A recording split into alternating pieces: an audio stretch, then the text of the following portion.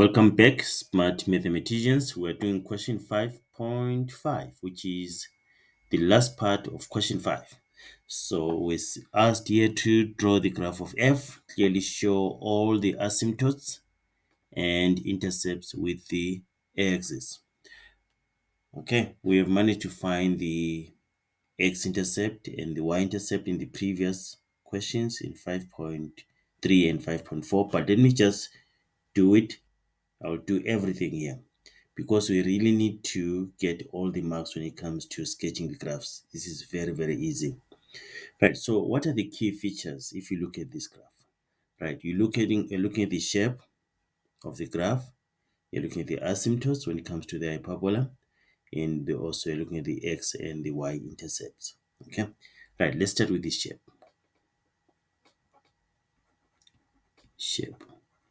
Right, just know that if a is less than 0, like this a here is less than 0, is negative. So it means the graph is going to occupy the second and the fourth quadrants. So this will be the shape of the graph. Okay, the shape of the graph. Right, what else can we get? We can get the asymptotes. This one here, x is equal to 3. So let's just, this is 1, 2, 3, 4, 5. I don't want to write everything. 1, 2, 3, 4, 5.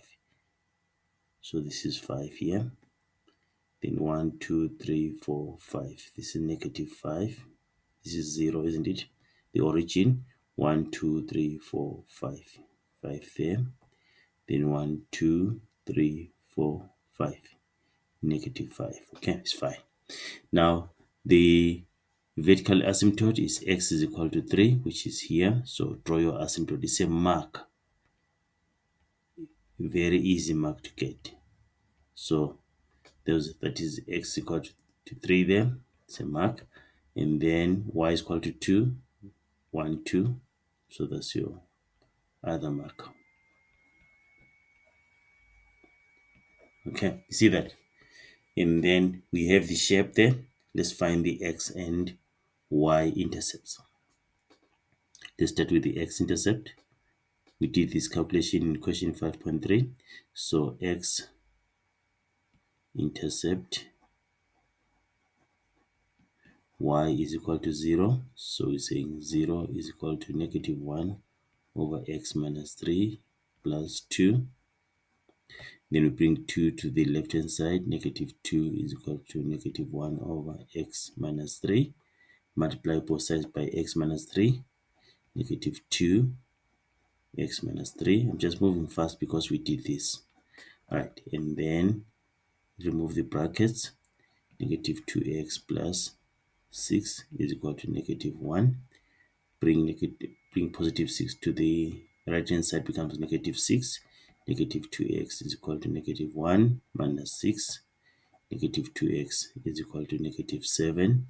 X is equal to 7 over 2. 7 over 2 is 3,5. 3,5. Okay, so this is 4. This should be 3,5. Should be somewhere there. Okay, so when you get it as fractions, convert them to decimal so that you can see where to plot. So that is the x-intercept. Let's find the y-intercept. Y-intercept to x is equal to 0. So it becomes y is equal to negative 1 over 0 minus 3 plus 2.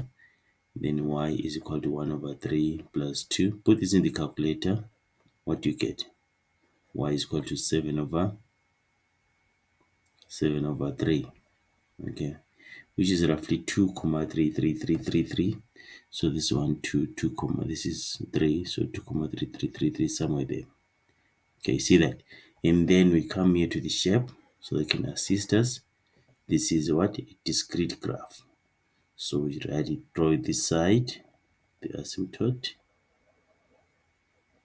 Okay, that's one arm. Then the other arm, this side.